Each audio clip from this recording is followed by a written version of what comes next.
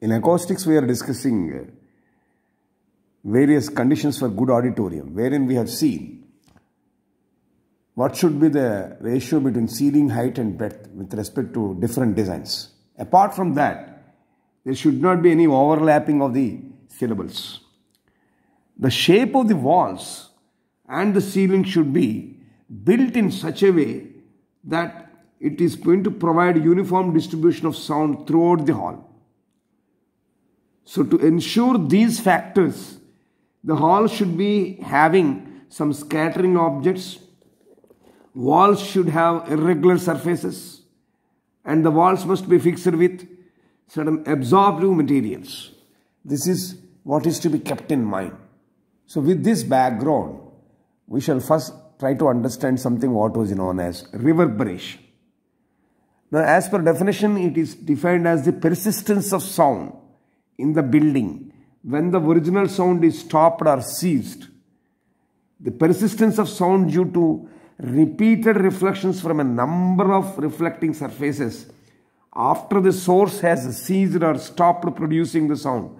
That is what is known as reverberation. So it is actually different from something what is known as echoes. It is due to multiple reflections at the surfaces. Like, say for example, in an auditorium or a building or a room like this, when there is a sound coming from loudspeaker or source where the listener is here, the source sound is coming directly in one direction to him. Apart from that, it is striking number of objects in all the four walls of this room and ultimately reaching the listener. So, persistence of sound even if the source is stopped due to multiple reflections, this is what is known as reverberation. So there are certain interesting features that can be understood in reverberation. It plays a major part in defining the acoustics of the buildings. It is different from distant echoes, as I told you. In case of distinct echoes, there is a gap between finish of original sound and arrival of the echo. But in reverberation, it has a continuity of sound. Sound produced in a hall, it will propagate in all directions. Sound waves incident on the surface of walls, floor, ceiling, furniture inside the hall, they undergo multiple reflections. That means they are multiply reflected. The listener inside the hall will receive the sound waves directly from the source as well as reflected waves also. So this diagram illustrates that. It is the source of sound and he is the listener. He receives the sound as well as direct sound as well as reflected sound. The sound persists even after the source of the sound is stopped.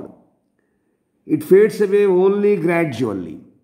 So when the source of sound is turned off, the listener hears the sound with gradually reducing intensity for some time due to the persistence of sound by multiple reflections at different places in the room.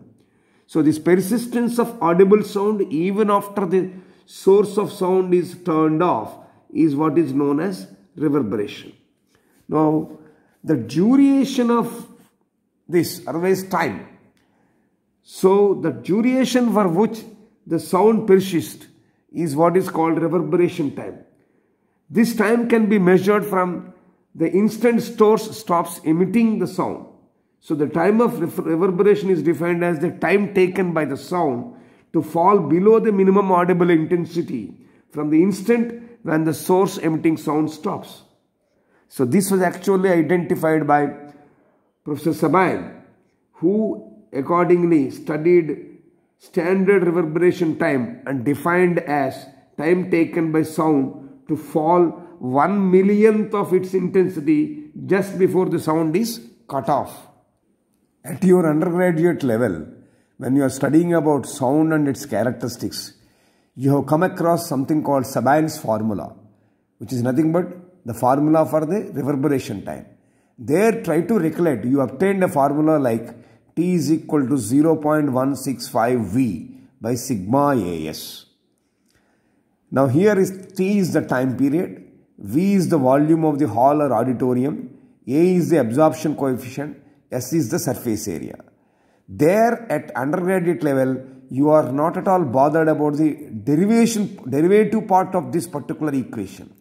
Now here in engineering, under acoustics, you have a lengthy process of understanding, obtaining the formula for reverberation time. That is the difference between undergraduate level and engineering level. Here in acoustics, you will be knowing how Sabin has arrived at this formula. But at +2 level, you just used this formula. Now, this formula obtaining is not an easy process. To obtain this process, you have to understand something what is called rate of supply of energy by the source, rate of absorption of sound inside a room, and growth and decay of sound energy. These three things have to be understood before deriving this formula. So therefore, this is a lengthy process. Try to understand now. Now we are learning how Sabin has arrived at this formula. For this, we are considering a room of volume V, wherein we should know how to calculate the rate of growth of source energy, and then rate of supply of energy by the source, and then rate of absorption by all the surfaces. So when you subtract rate of absorption by all the sources from rate of supply of energies by source, you will get rate of growth of energy. From that you can calculate the reverberation time. So for that, deriving that expression for reverberation time inside a room of volume V, we assume that sound is produced by source inside the room. These sound waves spread and fall on the walls. They are partly absorbed, partly reflected. The sound energy inside the room at any instant is given by this formula. That is, rate of growth of energy is equal to the difference of rate of supply of energy by the source and the space inside the room minus rate of absorption by all the surfaces. So after getting an expression for this, if we switch off the source supplying energy, then due to absorption of energy by all the surfaces, energy inside the room will decay. And from the decay rate, reverberation time can be calculated. So therefore the derivation is based on the assumption that there is uniform distribution of sound energy inside the room. Understood? So therefore we have to calculate decay rate. To calculate decay rate, this formula is to be understood, and we have to obtain decay rate, then only we can calculate the reverberation time.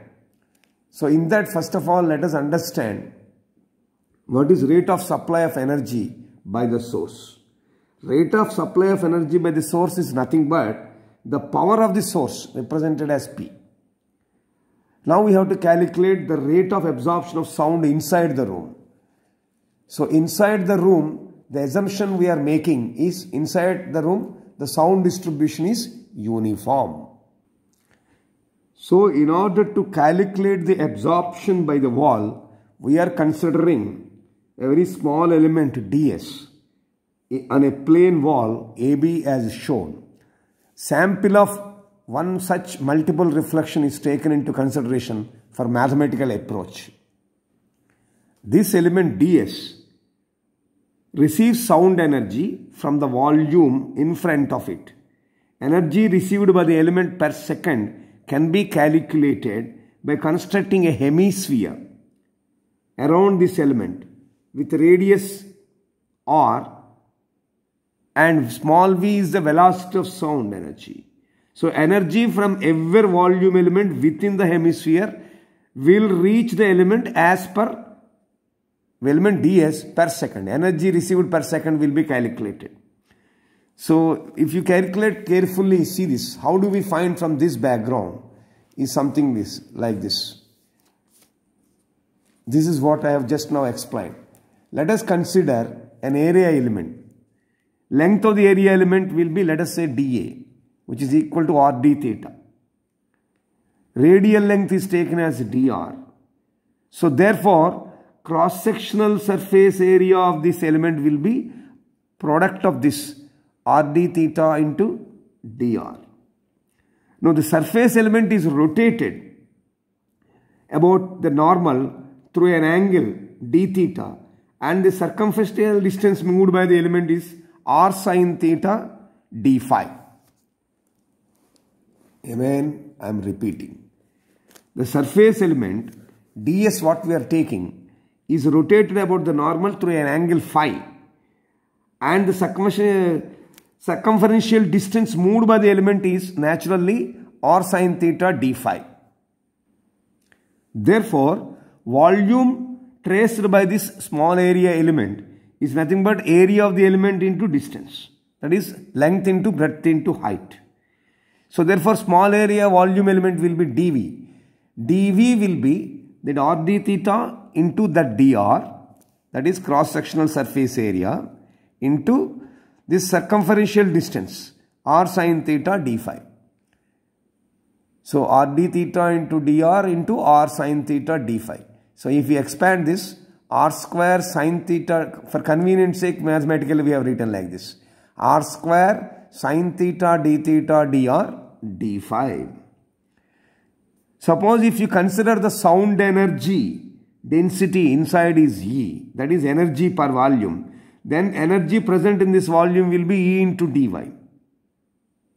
Because sound energy is propagating in all directions in a spherical volume, that is through the solid angle 4 pi, then in spherical coordinates what happens is, in a spherical coordinate system, the total solid angle subtended by the sphere at a point is what is represented as omega. It will be double integral 0 to 2 pi 0 to pi of sin theta d phi, which is equal to 4 phi. Therefore, what will happen to the energy travelling per unit solid angle? Therefore, energy travelling per unit solid angle will be EdV by 4 pi. What is EdV by 4 pi? EdV is nothing but energy per volume divided by total subtended angle, total subtended solid angle. So that is what is the energy travelling per unit solid angle. And now the solid angle subtended by the area ds at this element of volume dV will be ds cos theta by r square. Therefore, solid angle subtended by ds at P will be what? ds into unit vector product by r square, that is ds cos theta by r square.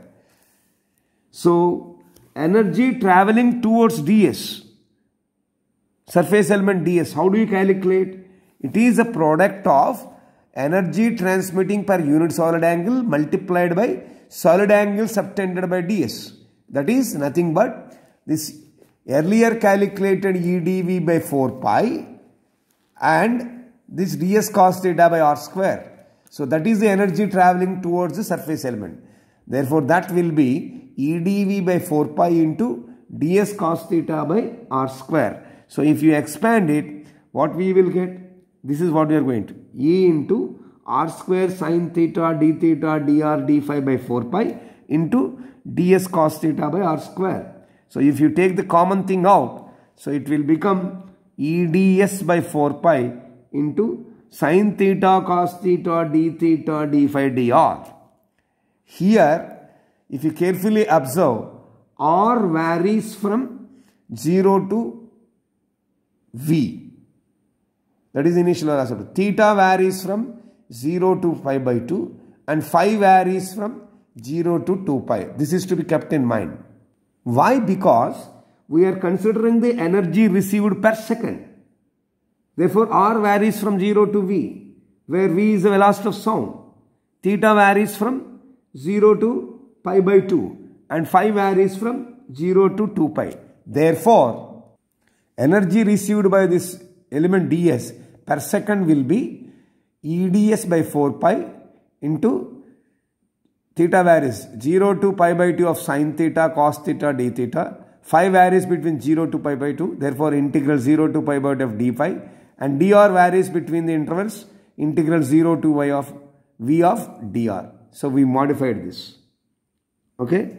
Now if you simplify, it will be like this. EdS by 4 pi into small v into 2 pi into integral 0 to pi by 2. I eliminated this. So integral 0 to pi by t of sin theta cos theta d theta. So this is what we have to keep it in mind. If you further simplify this, it will become EVdS by 4s into integral 0 to pi by 2 of 2 sin theta cos theta d theta. Okay, in this will be 1. Integral 0 to pi by 2 of 2 sin theta cos theta d theta is equal to 1. So therefore, it will become EVdS by 4.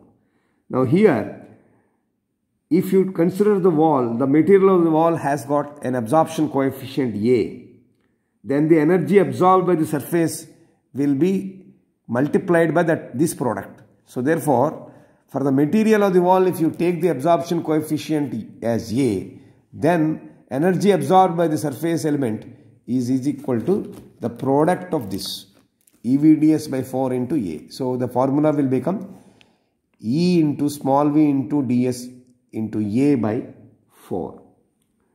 So what is the total rate of absorption of all such surface elements? If you have number of surface elements, then you can have a sigma of this. In this, EV by 4 is a constant. So taking EV by 4 as constant outside the operator, you can calculate the total rate of absorption by all the surfaces of the element as sigma EV by 4 into sigma ADS.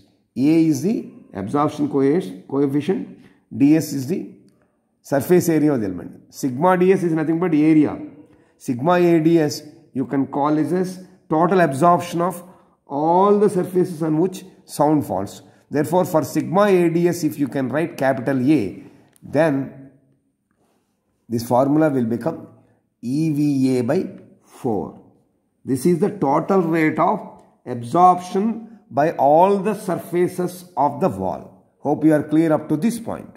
Now let us understand with growth and decay of sound energy inside the room. The P you are talking about power output. That is rate of emission of energy from the source. And V is capital V is the volume of the room. There are two V's here, please remember. Small v is, this is small v.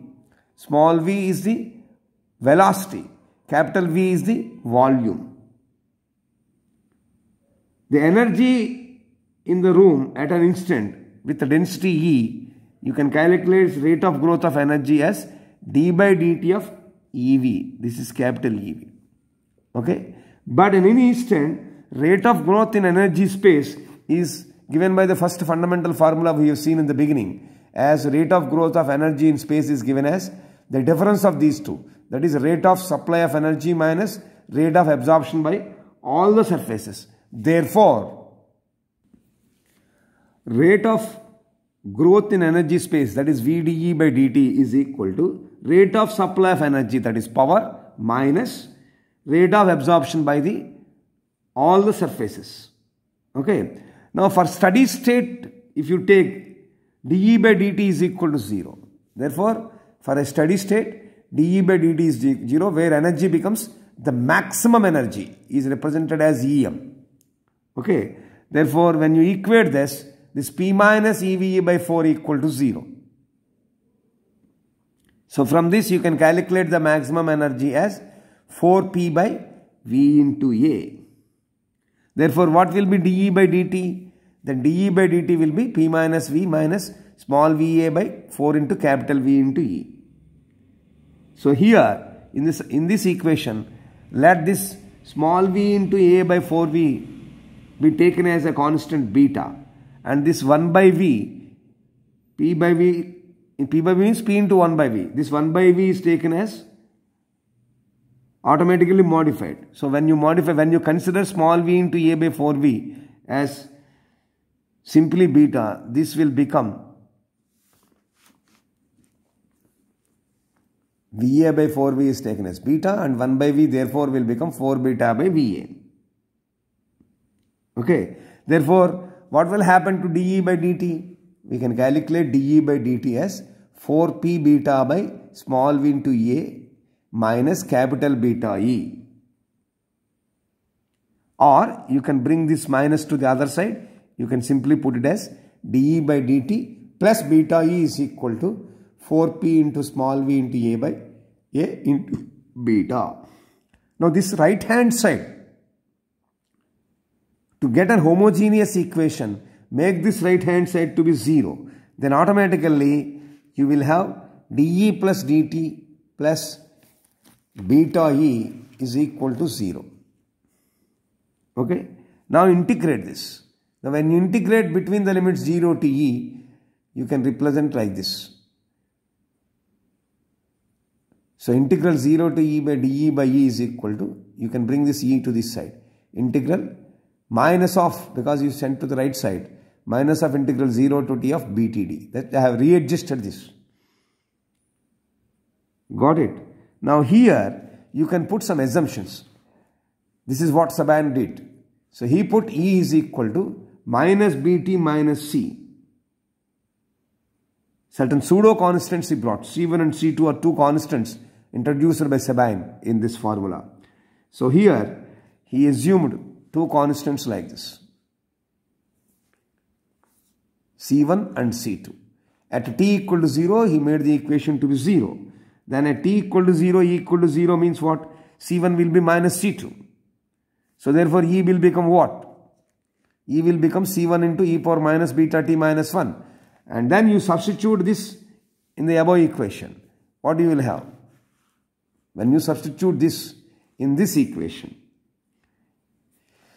and simplify, you will get minus C1 beta e power minus beta t is equal to 4p by small v into a capital beta minus beta C1 into e power minus btt minus 1. This is what is basically taken as one equation. Now here beta C1 is nothing but minus 4p by small va into beta. Or from this you can calculate C1 as minus 4b by va. Beta gets cancelled. Therefore E will become minus 4p by small v into a into e power minus beta t minus 1. That is 4p by va into 1 minus. You can change it as 1 minus e power minus beta t. So this is how you can calculate the growth energy.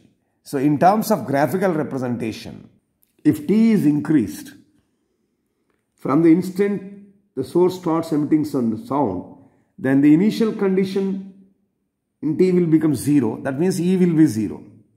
So using this equation E is equal to 4p by Va into 1 minus e power minus beta t, you can find at t equal to infinity, E will become energy maximum. That is 4 pi by small v into A. Therefore from this by cross multiplying, E value you will get as E maximum into 1 minus e power minus beta t. So graphically you can show this. The growth is along the exponential curve. That is sound growth. Now we have to see the sound decay. How decay of energy density can be calculated. So carefully observe how we can calculate the decay. We know that the equation of growth energy in space is given as VdE by dt, which is taken as power, nothing but minus EVA by 4. But when the source is cut off, power will be 0. So naturally this will be 0 means VdE by dt is equal to minus EVA by 4. So integrate both sides between the limits maximum energy and energy. So integral EM to E of VdE by dE equal to minus VA by 4V into integral 0 to T of dt. So for the decay of energy densities E equal to EM, where T equal to 0, then E will be at T will be T. Therefore taking logarithms on both sides, then you will have log E by EM is equal to minus VA by 4V into T. That VA by 4V is taken as beta. Therefore line log E by EM will become minus beta T. So therefore E by M will become what? E power minus beta T.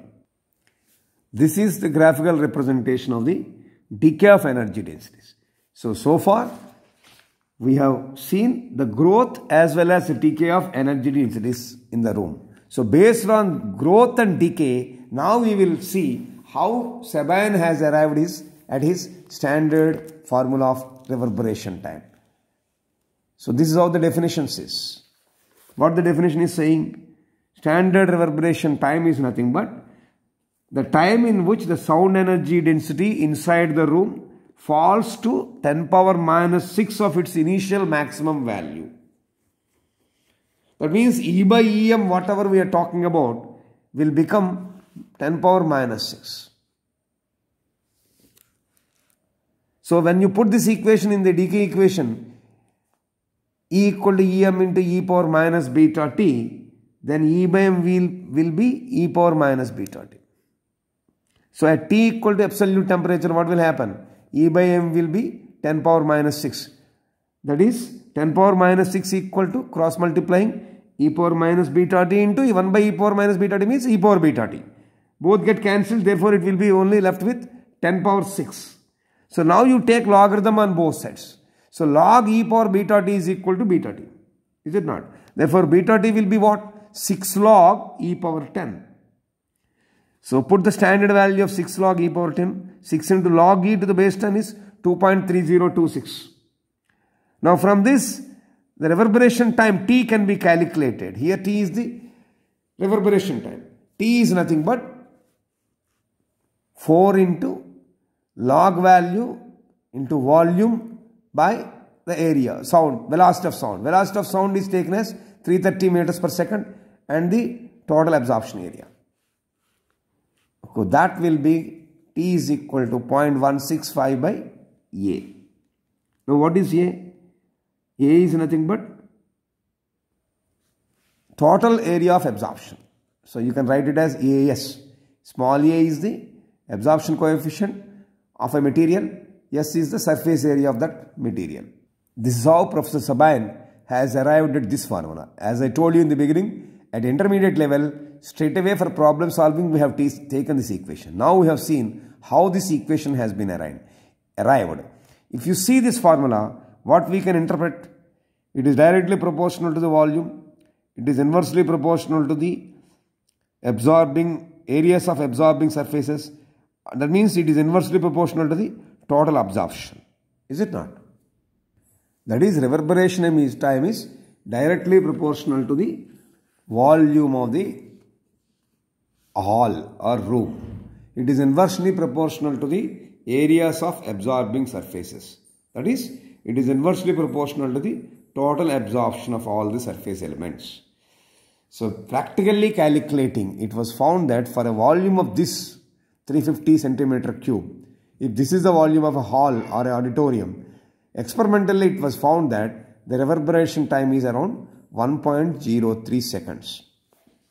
So in this session, under acoustics, we started with the basics of understanding the fundamentals of acoustics, defining what is acoustics and what is acoustics of building, and what areas of engineering it is covering, and also what are the conditions for a good auditorium, and what is meant by reverberation, and what is meant by reverberation time, how to get Sabine's formula. To get Sabine's formula, we tried to understand something called rate of supply of energy by the source, followed by rate of absorption of sound inside the room. And having understood rate of absorption of sound inside the room, we looked at something what is known as growth and decay of sound energy in a room, and that helped us to deduce the standard reverberation time formula given by Professor Sabine. And also we tried to interpret the Sabine's formula, which is given as T is equal to 0.165 into capital V by capital A, or 0.165 into capital V by sigma small a small s. From that we concluded that the reverberation time is directly proportional to the volume of the auditorium, and reverberation time is inversely proportional to the area of sound absorbing surfaces like ceiling, walls, floor and other materials present inside the hall, and also reverberation time is inversely proportional to the total absorption. So it also we have seen that it has been experimentally found that the reverberation time of 1.03 seconds is suitable enough for all the rooms having approximately a volume of 350 cubic meters. This is what we have discussed in this session today. So in the next session, we shall see how the sigma A's, that is the absorption coefficient, how to calculate the absorption coefficient, what are the methods involved in that, And then, having understood absorption coefficient, we shall see what is basically what are the factors influencing the acoustics of a building and what are the remedies involved in that. That is what we are going to see in the next session.